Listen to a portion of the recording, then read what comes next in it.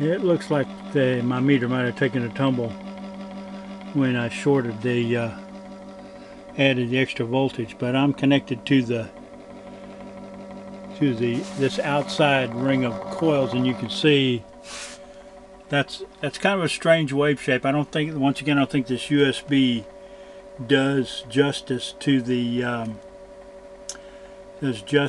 to what's coming off of this, but it's showing about 50 volts, and if I put it on a full weight bridge I get more than that. I get more like about 90 volts. So I'm able to pulse the inside coils and get the voltage off the outside coils.